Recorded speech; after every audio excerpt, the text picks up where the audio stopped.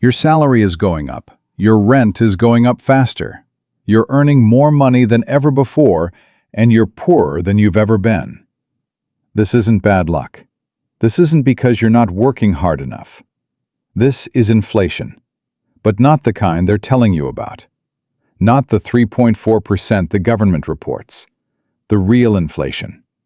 The kind that's been quietly running at 10 to 15% annually for the past 4 years. The kind that will run for the next 15 years until it destroys the middle class completely. This isn't economics. This is theft. Legal, systematic, and mathematically inevitable. And it started the moment the Federal Reserve printed $5.8 trillion and called it a rescue. December 19th, 2024. Sarah Mitchell sits at her kitchen table in Phoenix at 11:47 p.m. Spreadsheet open on her laptop, calculator in hand, trying to make the numbers work. She's been doing this every night for 3 weeks. Sarah is 38 years old, an elementary school teacher with 12 years of experience, and something is very wrong. She makes more money now than she's ever made. In 2019, her salary was $54,000. This year, she's earning $62,000. That's an $8,000 raise, 15% growth over 5 years. She should feel wealthier. She should be building savings. She should be getting ahead. Instead, she's drowning. Her rent in 2019 was $1,200 a month. Now it's $2,100. Her grocery bill was $400 monthly. Now it's $800. Her health insurance premium tripled from $180 to $540 per month.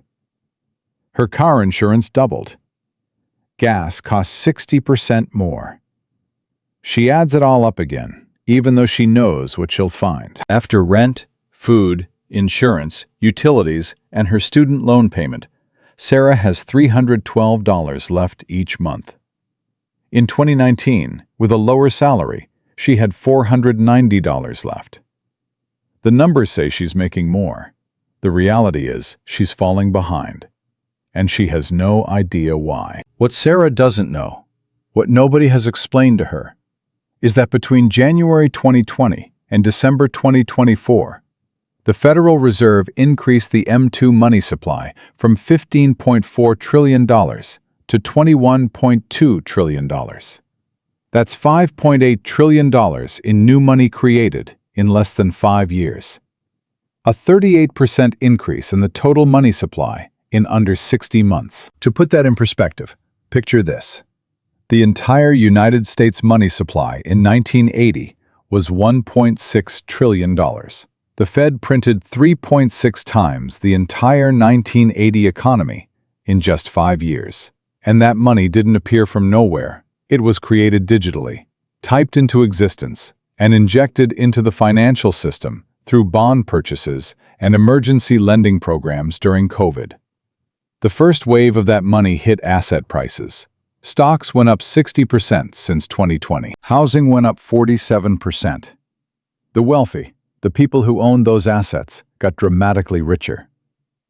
The second wave hit consumer prices, groceries, gas, rent, everything Sarah pays for with her salary. But here's what nobody's telling Sarah. The third wave is still building. And the third wave is the one that destroys the middle class completely. Here's the question nobody asks. If the Fed printed $5.8 trillion and inflation is supposedly under control at 3.4% annually, according to official numbers, where did all that money go? Because it went somewhere. Money doesn't just disappear. When you triple the supply of anything, the value of each unit falls. That's not economics. That's physics. More dollars chasing the same goods means each dollar buys less. So why does Sarah's salary, which increased 15%, buy 30% less than it did 5 years ago? James Rodriguez remembers the exact moment he realized something was broken. He's 29 years old, works as a data analyst for a logistics company in Atlanta, and he's been saving aggressively since he graduated college in 2018. James did everything right. He read the personal finance subreddit. He opened a high-yield savings account. He maxed out his Roth IRA. He tracked every expense. In January 2020, James had $18,000 saved. He was on track to buy a house by 2024, maybe 2025 at the latest. He kept saving, kept investing. By December 2024, his net worth hit $31,000. He'd added $13,000 in 5 years. He should be celebrating. But when James looked at housing prices in Atlanta, the starter homes that cost $220,000 in 2020 now cost $340,000. He'd need $68,000 for a 20% down payment. At his current savings rate, he'd need another 8 years. Except housing prices keep rising. James pulled up an inflation calculator and did the math. His $18,000 in 2020 had the purchasing power of $23,400 in 2024 dollars. But his actual savings were $31,000. So nominally, he gained $13,000. In real purchasing power, he gained $7,600, except that $7,600 can't buy what it could buy in 2020. The house he wanted is $120,000 more expensive. James has been working full-time, living below his means, saving aggressively for 5 years, and he's further from buying a house than when he started. He's been running on a treadmill that's speeding up, and he's losing ground. Now let me show you the other side of that equation. Catherine Ashford still remembers getting the call from her wealth manager in March 2020. She was 42 at the time, a partner at a mid-sized law firm in Boston with accumulated wealth of $1.8 million. Most of it sat in stocks and real estate, a paid-off condo worth $450,000, a rental property worth $380,000, and the rest in index funds. When COVID hit and markets crashed, Catherine panicked. Her portfolio dropped 30% in 2 weeks. She called her advisor, ready to sell everything and move to cash. Her advisor said one sentence that changed everything. The Fed just announced unlimited quantitative easing. Stay invested. Catherine stayed, and over the next 4 years, her portfolio exploded. Her stocks recovered and then surged. By late 2024, her index funds were worth $1.9 million, up from $1.1 million in 2020. Her condo appreciated to $680,000. Her rental property hit $570,000. Her total net worth, as of December 2024, $3.15 million. She'd gained $1.35 million in less than 5 years. Catherine didn't work harder than James Rodriguez. She didn't save more aggressively than Sarah Mitchell. She just owned assets when the Fed printed $5.8 trillion. And that money flowed into her assets, inflating their nominal value while destroying the purchasing power of people paid in wages. Here's what most people get catastrophically wrong about inflation. They think it's about prices going up. It's not. Inflation is a transfer mechanism. It moves wealth from people who hold currency, cash, savings accounts, bonds, salaries, to people who hold assets, stocks, real estate, commodities. When the money supply increases by 38% and your salary increases by 15%, you didn't get a raise. You took a 23% pay cut. But the numbers on your paycheck are bigger, so you don't notice. This is the trap. And it's not accidental. Visualize this as a massive funnel, wide at the top, narrow at the bottom. At the top, the Federal Reserve creates trillions of dollars. That money flows first to banks, to financial institutions, to asset markets. The people positioned at the top of the funnel, the Catherine Ashfords of the world, capture the new money while it still has purchasing power. By the time that money trickles down to wages, to Sarah Mitchell's paycheck, to James Rodriguez's salary, it's been diluted. The funnel has transferred wealth upward, systematically, legally, invisibly. But 5.8 trillion is just the beginning. That's what already happened. The real story. The reason the middle-class trap is closing right now isn't about the money that's been printed.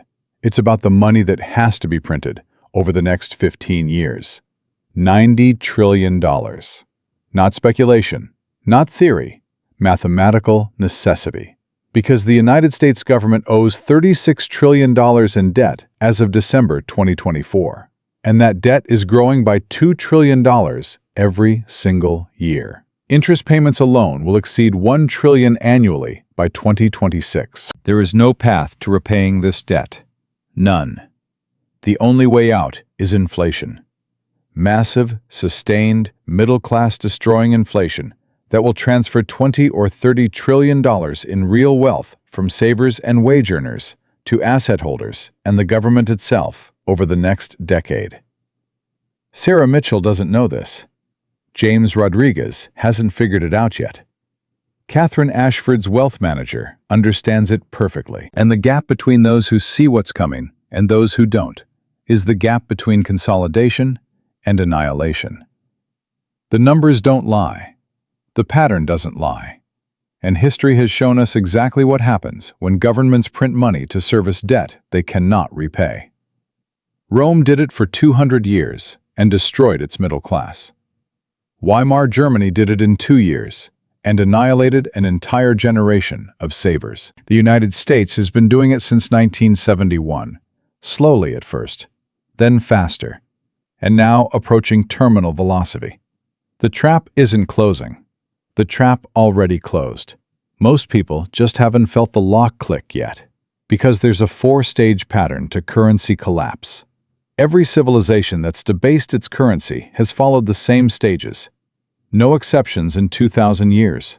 And America is currently entering stage 3. Every currency collapse in recorded history follows the same 4-stage pattern.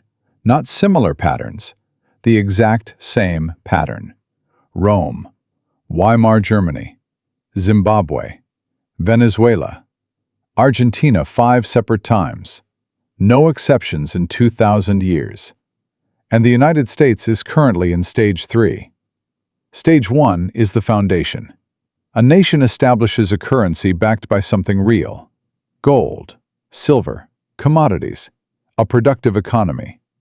The backing creates trust. Citizens believe the currency will hold value tomorrow, next year, next decade. So they save in it. They build businesses around it. They plan their lives assuming it's stable. This stage can last decades or centuries. Rome's silver denarius was trusted for over 200 years. The gold-backed dollar was trusted from 1944 to 1971. During this stage, the middle class thrives because saving actually works. You put money away and it buys the same or more in the future. This is the foundation of civilization. Stable money allows people to plan, to invest, to build generational wealth. Stage 2 is when debasement begins. The government faces mounting costs, wars, welfare programs, corruption. The bill comes due and tax revenue isn't enough. Borrowing has limits. So the government does what desperate governments always do. They debase the currency. In ancient Rome, they reduced the silver content in coins. In modern America, they print digital money. The promise is always the same. This is temporary. Nothing fundamental has changed. Trust us.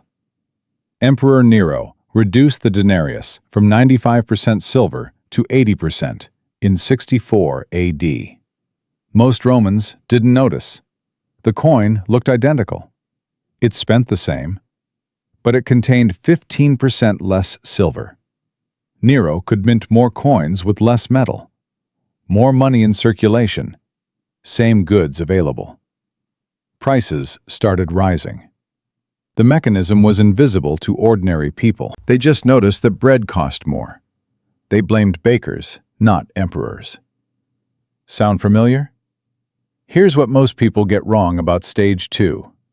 They think the government is incompetent, that if smarter people were in charge, this wouldn't happen. But stage 2 isn't about incompetence, it's about incentives. Picture a family living paycheck to paycheck, drowning in credit card debt. They have 3 options: earn more money, cut spending, or take out another credit card to pay the minimum on the first one.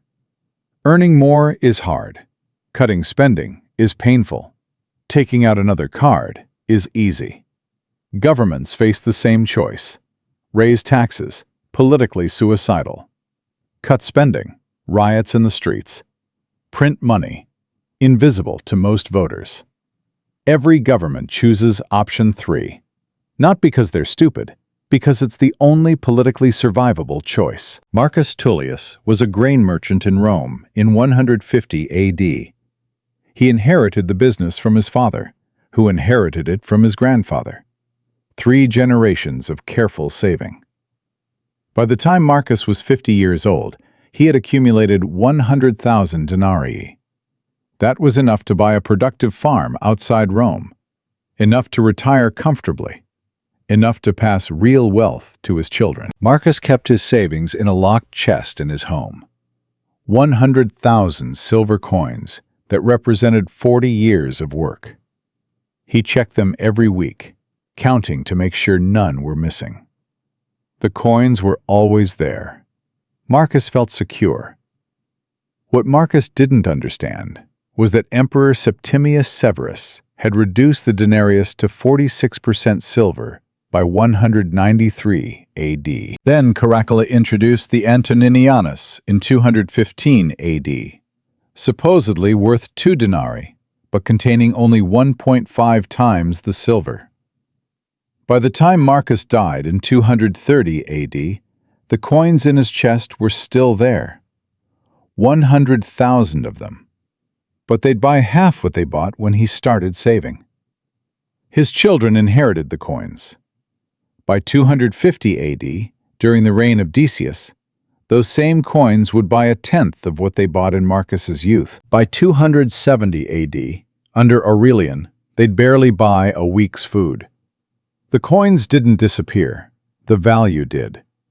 Marcus worked his entire life, saved diligently, did everything right, and died watching his wealth evaporate through a mechanism he couldn't see and didn't understand.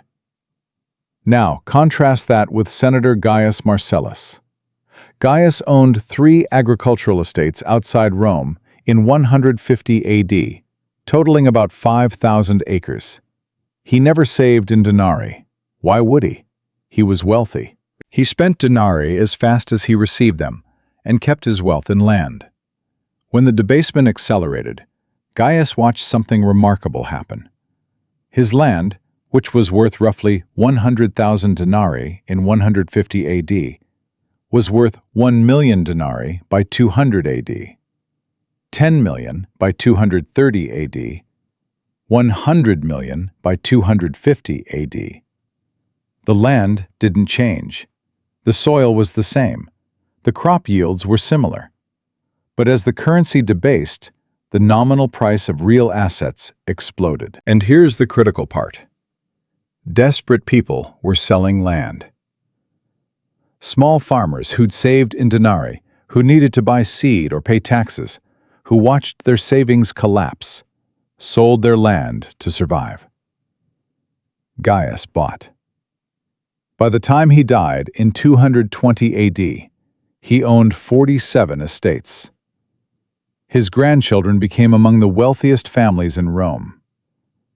Not through innovation, not through hard work, through owning assets during currency debasement. This is the first mini-climax. The moment when savings in currency becomes a death sentence, and ownership of assets becomes the only survival strategy.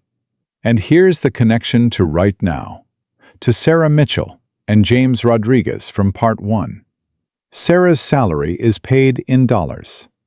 Her savings account holds dollars. Her retirement is denominated in dollars. She's Marcus Tullius in 150 AD, saving coins that are being debased while she sleeps. She just doesn't know it yet. Meanwhile, Catherine Ashford owns stocks and real estate. She's Senator Gaius. The debasement makes her richer. The mechanism is identical, only the technology changed. Stage 3 is loss of control. The debasement accelerates beyond the government's ability to manage it. In Rome, the denarius went from 46% silver under Septimius Severus to 2% silver under Claudius Gothicus 50 years later. Prices exploded 1,000% over a century. A measure of wheat that cost 100 denarii in 150 AD cost 100,000 denarii by 250 AD. The Roman government kept issuing coins with less silver, trying to pay their debts, trying to fund their armies, but the currency was dying. By 270 AD, people stopped accepting denarii for transactions. They demanded payment in goods, in gold, in anything except the official currency. The government had lost control. When currency loses trust, velocity collapses. People spend it immediately because holding it guarantees loss. This creates a feedback loop. More spending drives more inflation. More inflation drives more spending. The cycle accelerates until the currency is worthless. Here's the micro hook. America entered Stage 3 in 2020. Most people don't see it yet because it's moving slowly compared to Weimar. But the pattern is identical. The 5.8 trillion printed between 2020 and 2024 was supposed to be temporary. It wasn't. The national debt is growing 2 trillion annually. Interest payments exceed 1 trillion per year starting in 2026. The only way to service that debt is to print more money, which increases the debt burden, which requires more printing. We're in the feedback loop. The acceleration has started. Let me show you Weimar Germany to prove how fast this can move. After World War I, Germany owed 132 billion gold marks in reparations. Germany had abandoned the gold standard during the war. Now they had to pay in gold-backed currency while possessing almost none. The Weimar government made a choice: print money. Watch the acceleration. January 1919, 8.9 marks per US dollar. Normal post-war level. July 1922, 493 marks per dollar. January 1923, 17,972 marks per dollar. France occupies the Ruhr industrial region in response to missed payments. The German government prints money to support striking workers. August 1923, 4.6 million marks per dollar. November 1923, 4.2 trillion marks per dollar. 21 months. From manageable inflation to complete currency destruction. 21 months. Helga Schneider was 62 years old in 1922, a widow living in Berlin. Her husband had been a civil servant who saved carefully for 40 years. When he died in 1920, he left Helga 500,000 marks. That was a fortune. Enough for comfortable retirement. Enough to support her daughter and 2 grandchildren. Helga kept the money in a bank account, earning interest. She felt secure. By July 1923, her 500,000 marks could buy a loaf of bread. By November, it couldn't buy the stamp to mail a letter.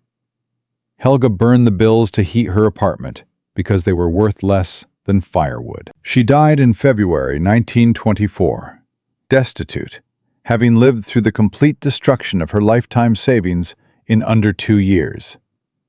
Contrast Helga with Friedrich Krupp, the industrialist. Krupp owned steel mills, factories, land. When inflation hit, Krupp took out massive loans denominated in marks. He borrowed 100 million marks in 1922 to expand his factories. The loan was due in 1927. By November 1923, those 100 million marks could be repaid with the equivalent of $1. His debt vanished. His factories remained. His land appreciated in nominal terms as the mark collapsed. Krupp emerged from Weimar hyperinflation as one of the wealthiest men in Germany. He paid back his enormous loan with money that could buy a sandwich. Here's the question nobody wants to answer. If this pattern has repeated for 2,000 years across every civilization that debased its currency, why does anyone think America will be different? The answer is, America won't be different. The math is identical. The incentives are identical. The outcome will be identical. The only variables are speed and scale. Stage 4 is the reset. A new currency is introduced. The old currency is declared worthless or revalued at a fraction of its previous worth. Wealth has transferred from millions of people like Marcus and Helga to thousands of people like Gaius and Krupp. The middle class, holding currency savings, has been annihilated. The asset holders have consolidated everything. Rome reset with Diocletian's reforms in 301 AD. Germany reset with the Rentenmark in 1923. The system restarts. But the people who lost everything never recover. Their wealth is gone. Their children inherit poverty. This is the unexpected twist. The reset isn't the problem. The reset is the solution. The problem is stages 2 and 3, the 20 or 50 or 200 years of debasement that destroy the middle class before the reset happens. And America is currently accelerating through stage 3. The 5.8 trillion printed so far was just the beginning. The real printing, the 90 trillion that's coming over the next 15 years, hasn't started yet. That's when the middle-class trap closes completely. That's when Sarah Mitchell and James Rodriguez wake up and realize their savings, their salaries, their carefully planned futures are denominated in a currency that's being systematically destroyed to pay debts that cannot be repaid any other way. The pattern is set. The math is inevitable. The only question is whether you position yourself like Marcus and Helga, trusting currency that's being debased, or like Gaius and Krupp, holding assets that appreciate in nominal terms as the currency dies. Because stage 3 doesn't end with stability. It ends with acceleration, and that acceleration is starting right now. Here's the math that seals the middle class's fate. Total United States debt as of December 2024, $90 trillion. Not just government debt, total debt. Federal government owes $36 trillion. Household debt is $18 trillion. Corporate debt is $11 trillion. State and local government debt is $3 trillion. Financial sector debt is $22 trillion. Add it all together, $90 trillion. Now compare that to annual GDP, $28 trillion. The debt-to-GDP ratio is 321%. Picture this as a scale, the kind you'd see in an old-fashioned courtroom. On one side, a weight labeled debt, pressing down with 321 units of force. On the other side, a weight labeled economic output with only 100 units of force. The scale is broken, catastrophically unbalanced. And here's what history tells us without exception. When debt to GDP exceeds 250%, countries have exactly two choices: default or inflate. There is no third option. Default means the government declares it cannot pay. Bonds become worthless. Banks collapse. Pension funds evaporate overnight. Social security checks stop. It's immediate, visible, catastrophic. Political suicide. The government that defaults gets overthrown. So America won't default, which leaves only one path: inflate. Print money to service the debt, debase the currency, Transfer the burden from the government to everyone holding that currency. It's slower. It's invisible to most people. It's politically survivable because voters don't understand it until it's too late. This isn't speculation. This is the choice. And the choice has already been made. Let me show you exactly how this plays out with real numbers. To reduce debt to GDP from 321% to 150%, the level economists consider sustainable, you need one of three scenarios. Scenario 1. Increase GDP while holding debt constant. Impossible. Debt grows $2 trillion every single year. The government runs deficits. Households borrow. Corporations expand through leverage. Debt is not constant. It's accelerating. Scenario 2. Pay down debt faster than GDP grows. This requires massive surpluses. $3 trillion surpluses annually for a decade. The government currently runs $2 trillion deficits. To flip that, you'd need $5 trillion in spending cuts or tax increases. Every year. For 10 years. Show me the politician who campaigns on that and wins. Scenario 3. Inflate nominal GDP while real debt shrinks through currency debasement. This is the only mathematically possible path. Run 10% real inflation for 10 years. Nominal GDP grows from 28 trillion to 73 trillion. Debt grows nominally from 90 trillion to 130 trillion, adding 4 trillion per year. But in real terms, that 130 trillion is only worth 50 trillion in 2024 purchasing power. Debt to GDP falls from 321% to 178%. Close enough to sustainable. Problem solved. Except you've destroyed everyone holding dollars in the process. This is the first microhook. The government doesn't have a choice. The math forces their hand. Inflate or collapse. They will choose inflation. Every single time. Now let me show you what 10% annual inflation does to an actual human life. David Chen is 34 years old in 2024. He's a software engineer in Austin, Texas, earning $95,000 annually. David is financially literate. He reads investment blogs. He maxes his 401k. He tracks his net worth monthly.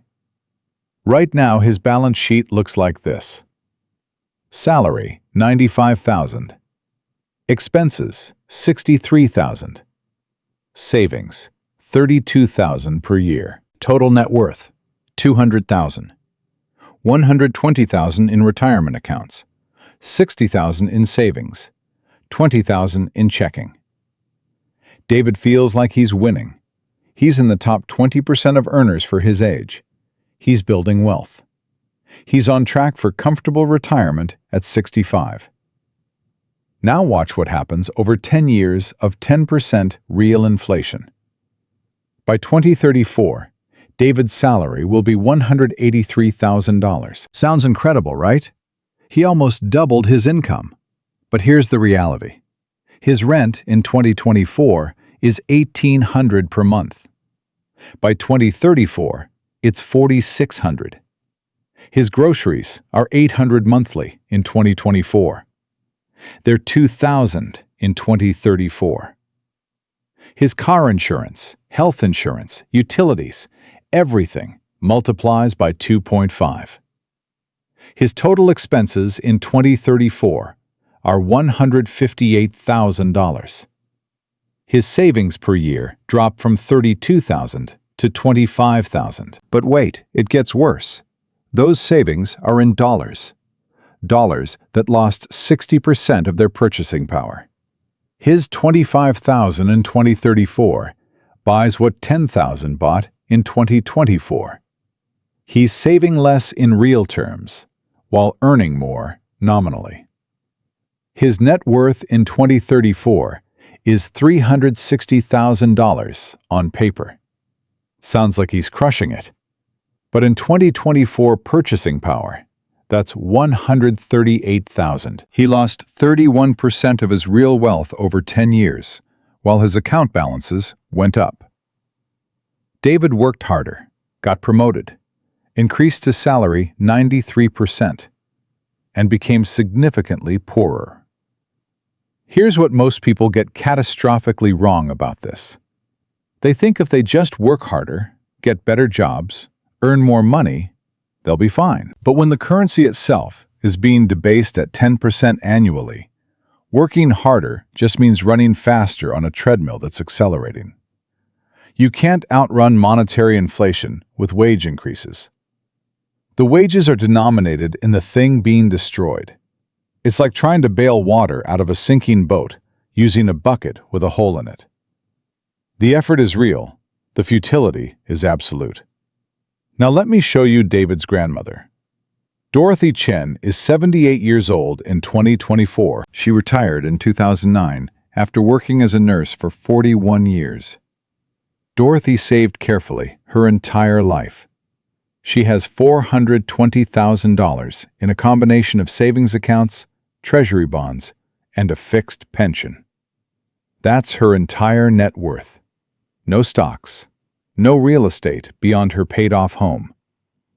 She was told this was safe, conservative, responsible. Treasury bonds are backed by the full faith and credit of the United States government. Savings accounts are FDIC insured. Her pension is guaranteed. Dorothy feels secure. By 2034, Dorothy's $420,000 is nominally still $420,000. The bonds matured and were reinvested. The savings account is still there. The pension checks still arrive monthly. But the purchasing power is $161,000 in 2024 dollars. She lost 62% of her wealth. She didn't spend it. She didn't invest poorly. She held dollars while the government printed. Her groceries that cost $400 per month in 2024 cost $1,000 in 2034. Her property taxes tripled. Her Medicare supplement insurance quadrupled. Dorothy worked for 41 years, saved diligently, did everything society told her was responsible. And the government inflated away her life savings to pay debts it couldn't service any other way. This is the rage moment. Pause this video for 10 seconds and think about this. Dorothy cannot fight back. She cannot hedge. She's 78 years old, living on fixed income. She was told treasuries were safe. She was told savings accounts were responsible. And the same government that promised to protect those savings is destroying them through deliberate monetary policy to solve a debt crisis created by that same government's inability to live within its means. Dorothy's theft is legal, it's systematic, and it's called monetary policy. Now contrast Dorothy with Jennifer Ashford. Remember her from part 1? She's the law partner who had $1.8 million in assets in 2020 and $3.15 million by 2024. Let's extend that forward. Jennifer holds 80% of her wealth in stocks and real estate, 20% in bonds and cash. Over the next 10 years, her stocks track nominal GDP growth. If nominal GDP grows 12% annually, 3% real plus 9% inflation, her stocks grow similarly. $5 million in stocks in 2024 becomes $15.5 million in 2034 nominally. In real purchasing power, that's $6 million. She gained real wealth. Her real estate appreciates with inflation. $3 million in property becomes $7.8 million nominally, $3 million in real terms. No loss. Perfectly hedged. Her bonds and cash, about $1.5 million, lose purchasing power just like Dorothy's. By 2034, they're worth $577,000 in real terms. She lost on that portion. But her total real net worth went from $9 million to 9.5 million in 2024 purchasing power. She gained during the same decade that David lost 31% and Dorothy lost 62%. Same economy, same inflation, opposite outcomes. The only difference: asset composition. Here's the second micro hook, and the unexpected twist nobody talks about. Jennifer didn't do anything special. She's not a genius. She's not connected to insider information. She simply owned assets instead of currency at the moment the government chose inflation over default. The system rewarded her and punished Dorothy and David. Not because Jennifer worked harder or saved more, because the mechanism of inflation transfers wealth from currency holders to asset holders, automatically, systematically, legally. Let me show you one more story, and this one will make you furious. Robert and Linda Vega bought their first home in Sacramento in 2018 for $380,000. They put 20% down, $76,000, and took out a $304,000 mortgage at 4.2% interest. Their monthly payment was $1,480 plus property tax and insurance. Call it $2,000 total. Robert works in construction, earned $68,000 in 2018. Linda is a dental hygienist, earned $52,000. Combined household income, $120,000. Their mortgage payment represented 20% of gross income. Manageable. By 2024, their home is worth $540,000. They refinanced to 3.1% in 2021. Payment dropped to $1,280. But here's what happened.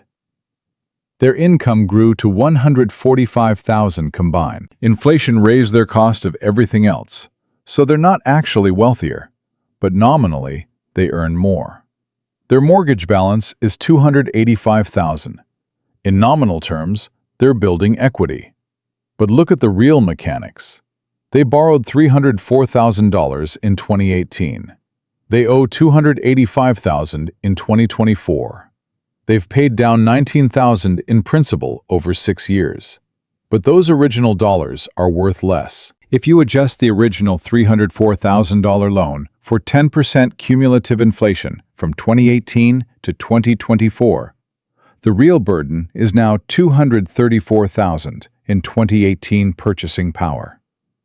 They're paying back cheaper dollars. The bank is losing. Robert and Linda are winning through inflation. Now extend this 10 more years. By 2034, their mortgage balance will be around $180,000. But in 2024 purchasing power, that's only $69,000. The debt effectively disappeared. Meanwhile, their house is worth $1.4 million nominally, $540,000 in real terms. No real appreciation, but they inflated away $235,000 in real mortgage debt. Here's the critical insight. Robert and Linda are middle class. They're not rich, but they owned an asset purchased with debt. The inflation that destroyed Dorothy's savings and eroded David's purchasing power saved Robert and Linda's financial life. They didn't plan this.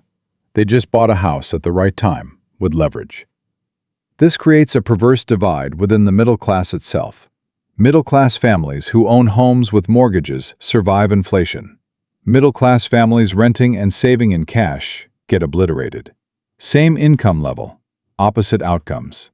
The dividing line is asset ownership and debt. But here's the question nobody asks. What happens to young people trying to become Robert and Linda? James Rodriguez from Part 1, the 29-year-old who's been saving for 5 years and is further from buying a house than when he started. By 2034, starter homes in Atlanta that cost $340,000 in 2024 will cost $850,000 nominally. James would need $170,000 for a down payment. Even if he keeps saving aggressively, even if his salary grows with inflation, he'll never catch up. Because housing prices inflate faster than wages for people not yet in the market. The door that was open for Robert and Linda in 2018 is closing for James in 2024. By 2034, it will be locked. An entire generation priced out permanently. Not because they're lazy, not because they're not saving, because they were born on the wrong side of the inflation cycle. This is the second unexpected twist. Inflation doesn't just transfer wealth from currency holders to asset holders. It creates a permanent divide between those who got assets before the acceleration and those who didn't. It locks in generational inequality. And there's no mechanism to fix it, because the people who already own assets vote. They don't want housing prices to fall. They don't want their stock portfolios to correct. They benefit from the inflation that destroys everyone else. Democracy becomes a weapon against the young, the renters, the savers. The majority votes to continue the wealth transfer because the majority is positioned to benefit. Here's the visualization that captures everything. Imagine 3 conveyor belts moving at different speeds. The top belt, asset holders like Jennifer Ashford, moves forward. They're accumulating wealth. The middle belt, strategic middle class like Robert and Linda, moves sideways. They're treading water but surviving. The bottom belt, currency holders like Dorothy Chen and David Savings, moves backward. They're losing ground. All 3 belts are in the same economy, experiencing the same inflation. But the outcomes are completely opposite, based solely on asset versus currency positioning. The mechanism is mathematical. The consequences are catastrophic. Now here's the part that should terrify you. Everything I just described, the 10 years from 2024 to 2034, assumes inflation stabilizes at 10% annually and then stops. It won't, because the debt keeps growing, the interest payments keep rising, and the only way to service growing debt with static tax revenue is to print more money, which creates more inflation, which requires more printing. This is the debt inflation spiral. And once it starts, it doesn't stop until the currency is destroyed or the government is overthrown. We're not at the end of this cycle. We're at the beginning of the acceleration phase. The 90 trillion isn't a total sum. It's the compounding burden over 15 years, as each round of printing requires another round to service the debt created by the previous round. This is what killed Rome over 2 centuries, Weimar in 2 years, and what's killing America right now in slow motion. The trap isn't closing. The trap already closed, and everyone inside it is about to find out exactly what Stage 3 looks like when it reaches terminal velocity. Let me show you what the next 15 years look like. Not in theory, in lives. Real people, real trajectories, real numbers. Because this doesn't happen overnight. Currency collapse is slow, gradual. Like watching someone die of a chronic disease rather than a sudden heart attack. You see them declining. You watch them getting weaker. But each day looks almost the same as the day before. Until one morning, you realize they're unrecognizable from who they were 5 years ago. Sarah Mitchell, the 38-year-old teacher from Phoenix we met in part 1, is living through this right now. Let's project her forward in 5-year increments. 2024. Sarah earns $62,000. After rent, food, insurance, debt, she has $312 left monthly. She feels squeezed, but functional. 2029. Sarah is 43. She's been teaching for 17 years. Her salary is now $81,000. 8% annual increases, compounding. The school district's union negotiated hard. Sarah thinks she's finally getting ahead, but her rent climbed from $2,100 to $3,400.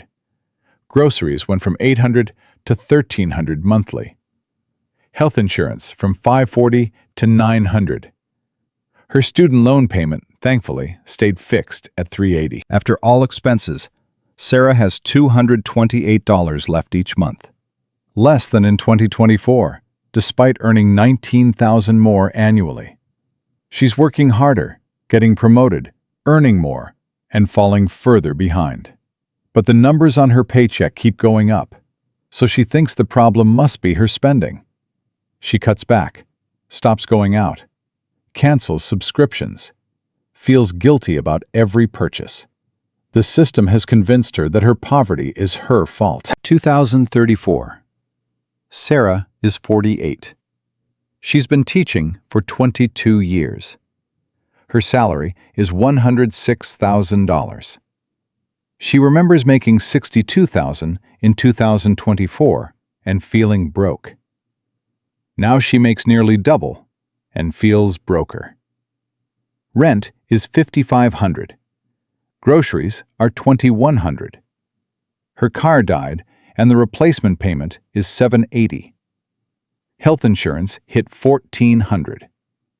After expenses, Sarah has $93 left per month. Her retirement account has $380,000 in it. Nominally, it looks like she's building wealth. But in 2024 purchasing power, that's $146,000. She'll need at least $1.5 million in nominal terms to retire at 65, which means $3.9 million by the time she's 65, if inflation continues. At her current savings rate of $93 monthly, earning 6% nominal returns in a world with 10% inflation, she'll have $1.2 million by 65. In 2024 dollars, that's $287,000. She can't retire. She'll work until she physically cannot. Sarah did everything right. Got educated, worked steadily, saved when she could.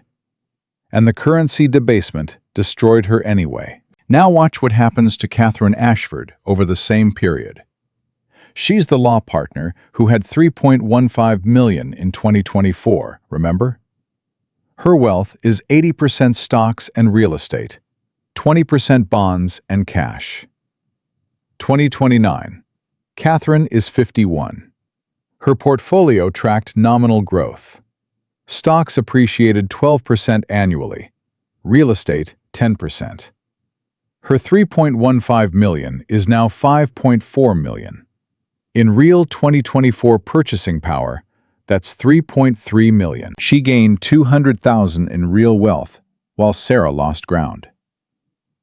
Catherine didn't work harder than Sarah. She just owned assets. 2034. Catherine is 56. Her portfolio is now $9.2 million nominally. Real purchasing power, $3.5 million in 2024 terms. She's gained $400,000 in real wealth over 10 years.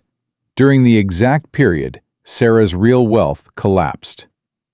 Catherine will retire at 58, 23 years before Sarah can. She'll live on portfolio income, travel 6 months a year, and pass $7 million in real wealth to her children. Sarah will work until 73 and leave debt. Same economy, same inflation, opposite universes. Here's what most people get wrong about this trajectory. They think it's about intelligence or work ethic. Sarah works every bit as hard as Catherine. Arguably harder, teaching fourth graders for 22 years requires saint-level patience. But Sarah's compensation is in currency. Catherine's wealth is in assets. When the government chooses inflation to solve its debt crisis, Sarah's medium of wealth gets destroyed. Catherine's appreciates nominally. The system doesn't reward effort, it rewards positioning. And most people are positioned like Sarah, not Catherine. This is the first micro-hook. Your trajectory is locked in by what you own right now, not by how hard you work over the next decade. If you're holding wealth primarily in dollars, you're Sarah. If you're holding wealth primarily in assets, you're Catherine. The fork in the road isn't 10 years from now, it's today. Let me show you James Rodriguez's trajectory. The 29-year-old data analyst from Part 1, who's been saving for a house. 2024. James has $31,000 saved. Houses cost $340,000. He needs $68,000 for 20% down. He's $37,000 short. He saves $2,000 monthly. Should take 18 months, except housing prices are rising faster than he saves. 2029. James is 34. He's been promoted twice. Earns $94,000 annually, up from $72,000 in 2024. He's saved aggressively. His net worth is $89,000. Sounds successful, but starter homes in Atlanta now cost $560,000. He needs $112,000 for down payment.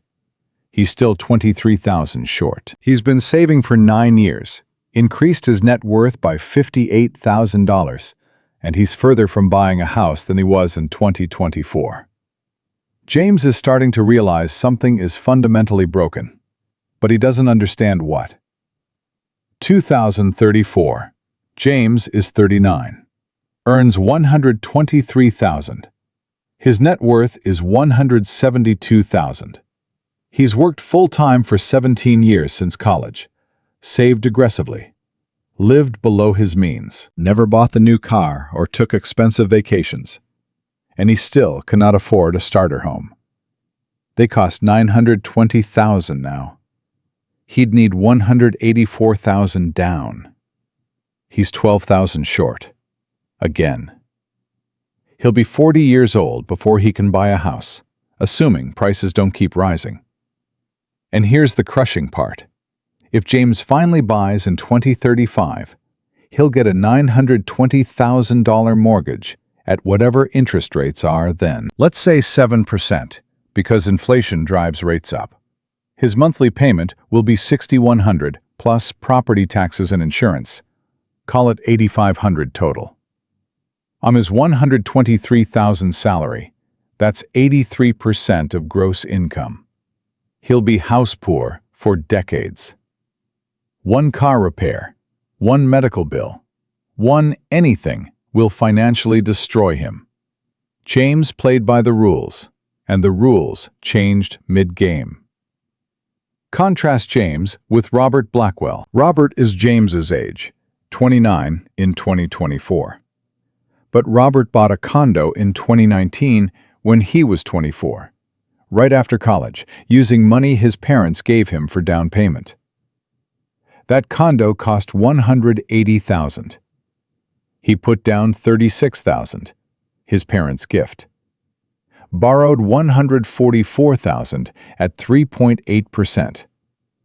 His payment was $670 plus HOA and taxes, about $900 total. On his $65,000 salary in 2019, that was 17% of gross. Manageable. By 2024, his condo was worth $290,000. He owes $132,000. By 2029, the condo is worth $470,000. He owes $118,000. By 2034, it's worth $770,000. He owes $100,000. Robert's equity went from $12,000 in 2019 to $670,000 in 2034. He didn't work harder than James. He got parental help at exactly the right moment. That single $40,000 gift in 2019 became $670,000 in equity by 2034. Meanwhile, James saved $172,000 over the same period and still can't buy. The difference isn't merit. It's timing and initial capital. And inflation exaggerates that difference exponentially. Here's the second unexpected twist. Within the middle class, inflation creates a caste system. Those who got assets before the acceleration become the asset class. Those who didn't become the permanent renting class. It's not about income anymore. Robert and James earn similar amounts by 2034. The difference is Robert owns, James rents. And in an inflationary environment, that difference becomes unbridgeable. Robert's mortgage payment stays fixed while his income rises with inflation. Rent keeps climbing with inflation forever. By 2034, Robert's mortgage payment is $100,900 nominally, for an asset worth $770,000. Effective housing cost, 14% of his income. James's rent is $3,200 for a two-bedroom apartment, 31% of his income. Robert builds wealth, James treads water, for the rest of their lives. Now let me show you what happens to retirees. Dorothy Chen, David's grandmother from Part 3, had $420,000 in 2024. Treasury bonds, savings accounts, fixed pension. By 2029, her nominal wealth is $435,000. Some interest accumulated, but purchasing power is $265,000 in 2024 dollars. She's lost 37%. Her monthly expenses climb from $3,200 to $5,200. Her fixed pension pays $2,800 monthly. Social Security pays $1,800, adjusted for official CPI, which understates real inflation. Total monthly income, $4,600. Monthly expenses, $5,200. She's $600 short every month. She's drawing down principal to survive. By 2034, her savings are down to $290,000 nominally. Real purchasing power, $111,000. She's lost 74% of her real wealth in 10 years. Dorothy is 88 years old. She worked 41 years, saved responsibly, and she's running out of money. She'll be destitute by 93. She'll spend her final years dependent on family or Medicaid.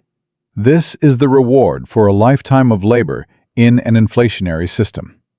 Contrast Dorothy with William Hargrove, 78 years old in 2024, same age as Dorothy. William retired from a career in commercial real estate. His net worth in 2024 is $4.6 million.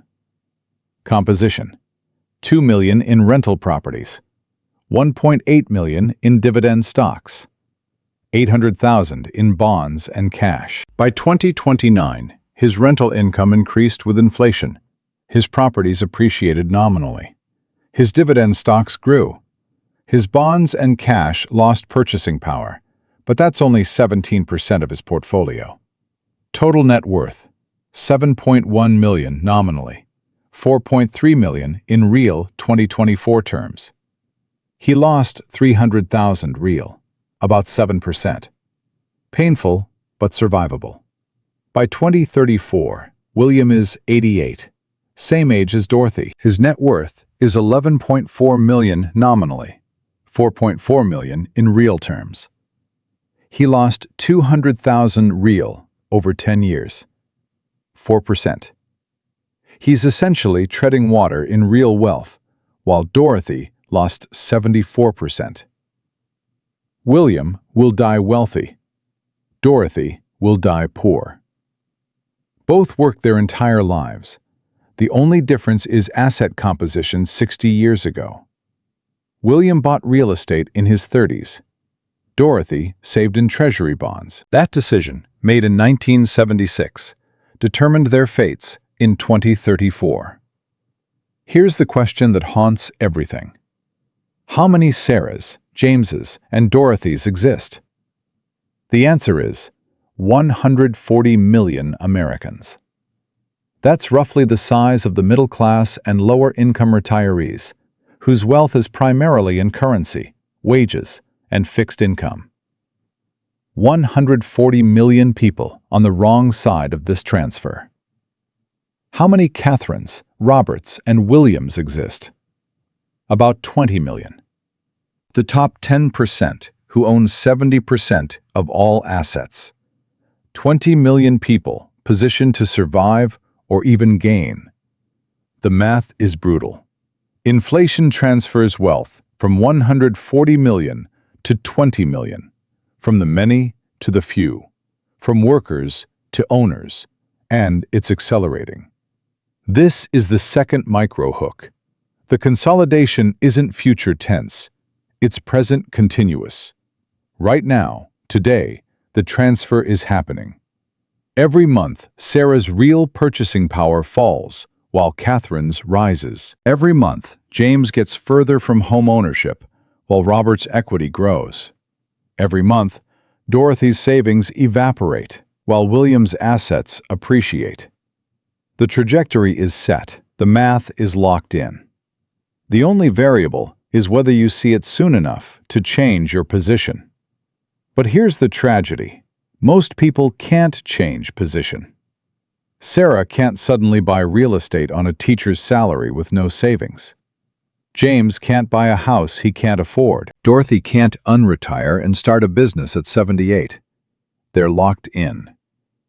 The trap closed before they realized there was a trap. And that's not accident. That's design. Inflation benefits those who already have assets and destroys those who don't. It's a wealth consolidation mechanism disguised as monetary policy.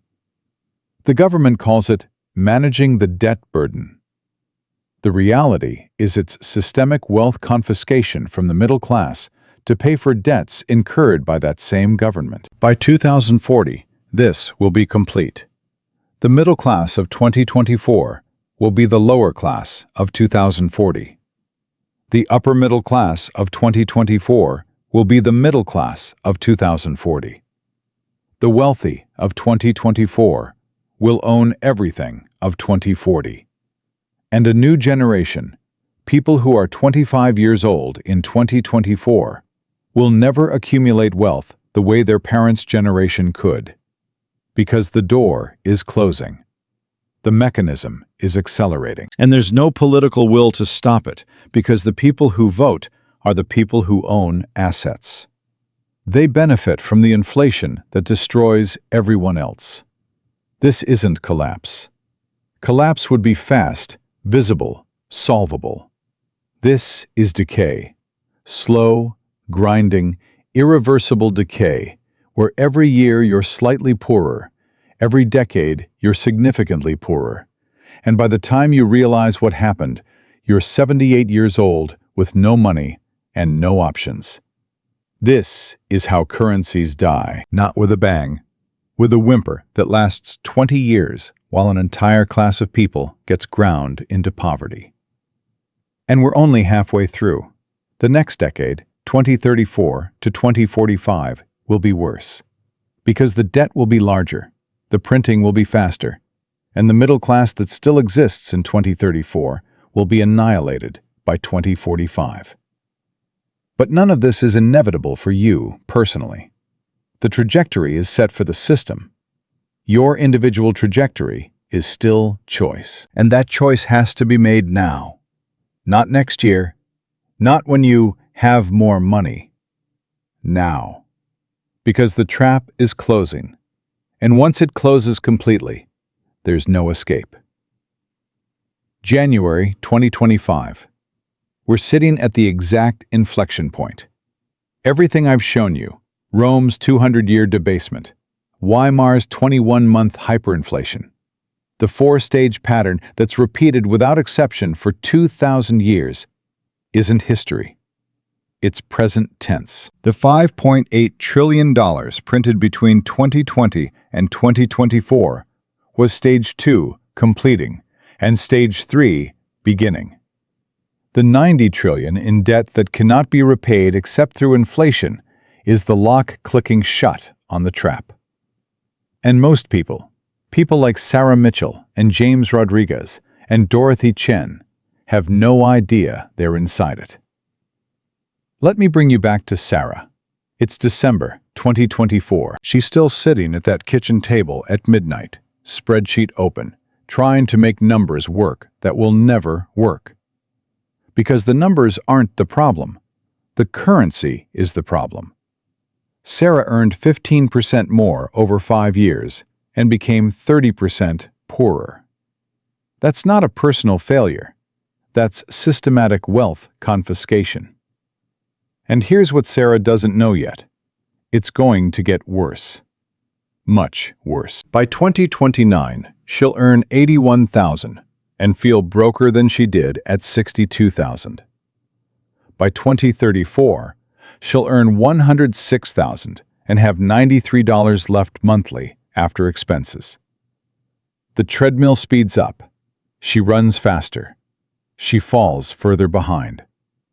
This is her future, unless she understands the mechanism and changes her positioning. But Sarah was never taught this. Nobody explained that currency debasement transfers wealth from wage earners to asset owners. Nobody told her that saving in dollars during inflation is financial suicide. She did what she was told, got educated, worked hard, saved responsibly, and the system is destroying her for it. James Rodriguez is starting to understand something is broken. He's 39 years old in our 2034 projection, 17 years into full-time work, $172,000 saved, and he still can't afford a starter home. He's starting to ask the right questions. Why does working harder make me poorer? Why does saving more leave me further behind? Why can everyone older than me own homes, while everyone my age rents forever? James is beginning to see the mechanism, but he doesn't have the language for it yet. He doesn't know the words currency debasement, or debt inflation spiral, or wealth transfer through monetary policy. He just knows the game is rigged, and he's right. The game is rigged. Not through conspiracy, through mathematics. When debt to GDP hits 321%, the government has one choice: inflate. And inflation rigs the game in favor of asset owners against currency savers. James is on the wrong side, and unless he moves, he'll stay there. Catherine Ashford and Robert Blackwell don't think about any of this. Catherine's wealth grew from $1.8 million in 2020 to $3.15 million in 2024, to a projected $9.2 million by 2034. She attributes this to smart investing and hard work. She's half right. She worked hard, but her wealth grew primarily because she owned assets during the largest monetary expansion in American history. The $5.8 trillion flowed into her stocks and real estate. She captured the inflation. Sarah, paid in wages, got destroyed by it. Same economy, same inflation. Catherine calls it success. Sarah calls it struggle. The truth is simpler. Catherine owns assets. Sarah owns currency. And inflation transfers wealth from the second to the first automatically. Robert bought real estate in 2019 with his parents' help. By 2034, that $180,000 condo will be worth $770,000, with only $100,000 owed. $670,000 in equity from a $36,000 parental gift 15 years earlier. Robert will think he's a genius. He's not. He's lucky. Lucky in timing. Lucky in family wealth. Lucky to be positioned correctly when the government chose inflation over default. James, who worked just as hard, saved more money, and made no mistakes, will own nothing. The difference isn't merit, it's positioning, and inflation makes that difference permanent. Here's the pattern that runs through everything we've discussed. Stage 1. Trusted currency established. America had this from 1944 to 1971 under Bretton Woods, gold-backed dollar. Stage 2. Debasement begins. Nixon closed the gold window in 1971. 53 years of slow inflation followed, the frog in gradually heating water.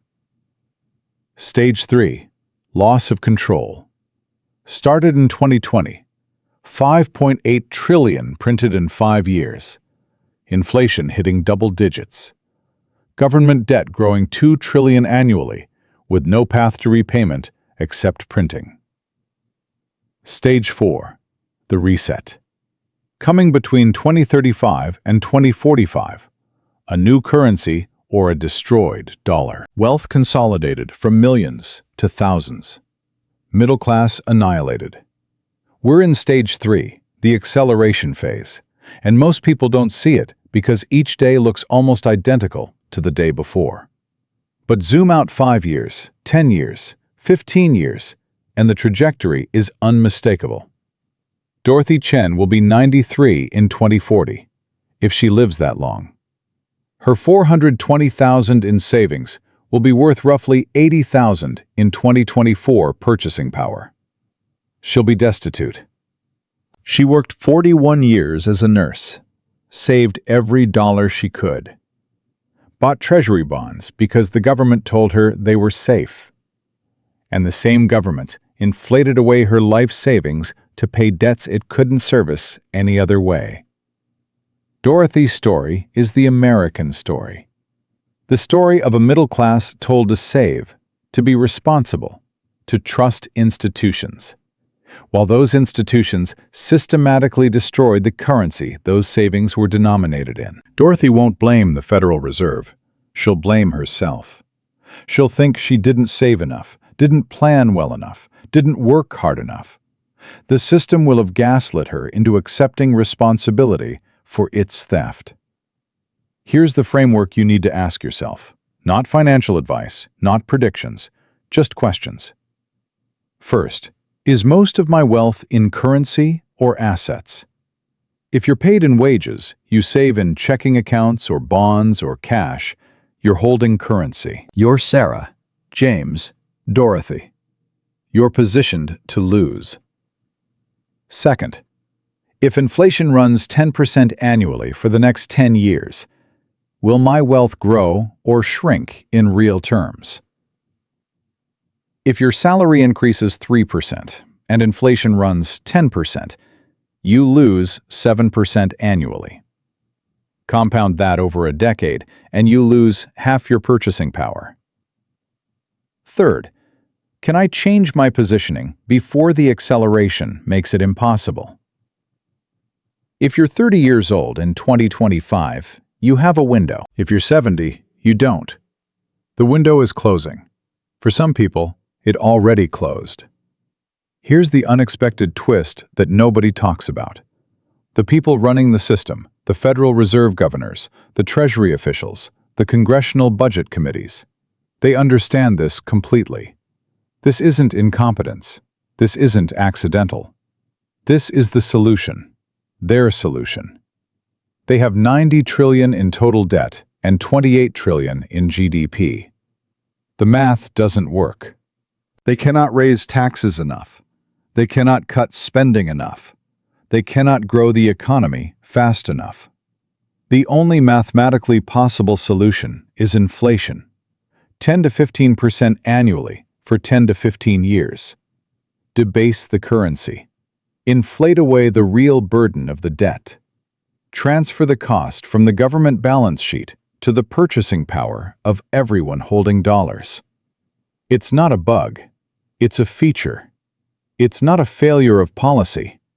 It's the policy. And here's the part that should keep you awake at night. They're going to succeed. The debt will be inflated away. By 2040, the $36 trillion owed in 2024 will be effectively $14 trillion in real terms. The government's problem will be solved. But 140 million Americans will be significantly poorer. Their savings evaporated. Their wages stagnant in real terms.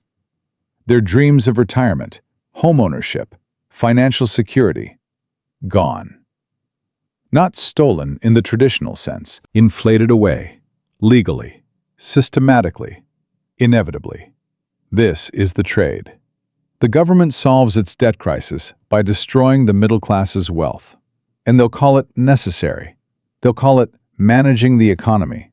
They'll call it anything except what it is, the largest wealth transfer in American history, from the many to the few, from the poor to the rich, from the young to the old, from the workers to the owners. Visualize this as a final image, a massive pyramid, wider at the bottom than any pyramid in history. At the bottom, 140 million people, holding their wealth in dollars, working for wages, saving in banks, trusting the system. In the middle, 20 million people, holding assets, riding the nominal appreciation, understanding the game. At the top, the Federal Reserve with a printing press, creating inflation that flows up the pyramid, extracting real wealth from the bottom, concentrating it at the top. The people at the bottom think they're climbing. They see their bank balances growing, their salaries increasing, their numbers going up. They don't realize they're on a descending escalator.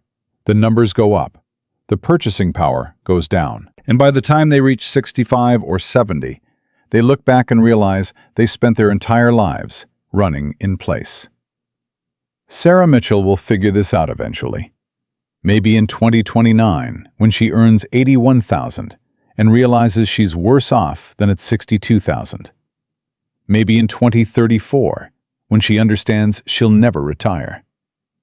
James Rodriguez will figure it out when he's 45 and still renting, watching younger people with family money buy homes he can't afford. Dorothy Chen will figure it out when she's 90 and destitute, wondering what she did wrong. The answer is nothing. They did nothing wrong. The system did exactly what it was designed to do: extract wealth from currency holders to pay debts incurred by a government that refused to live within its means. This isn't conspiracy theory. This is monetary history.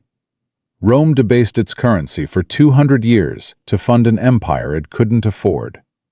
The middle class was destroyed. The wealthy consolidated. The empire collapsed. Weimar printed money for 2 years to pay reparations it couldn't afford.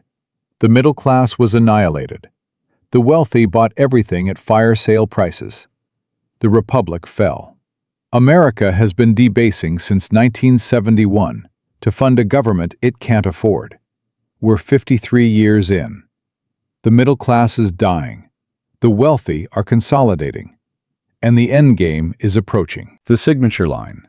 The sentence that captures everything. You're not getting poorer because you're failing. You're getting poorer because your dollars are dying. And there's 90 trillion reasons it's going to get worse. This is happening, right now, today, not in some dystopian future. The 5.8 trillion was already printed. The 36 trillion in debt is already owed. The 2 trillion in annual deficits are already baked in. The 10 to 15% inflation over the next decade is already mathematically necessary. The only question is whether you see it in time to move. From currency to assets. From wages to equity. From the bottom of the pyramid to somewhere higher. The trap is closing. For millions of people, it already closed. They just don't feel the lock yet. But once you see it, you can't unsee it. And that's both the curse and the gift. The curse is knowing what's coming. The gift is having time to move. Not much time, but some. The window is open now. By 2027, it'll be narrower. By 2030, it'll be closing. By 2035, it'll be locked. Welcome to Stage 3. Population, everyone. Survival rate, 20%. The middle class trap isn't closing. It already closed.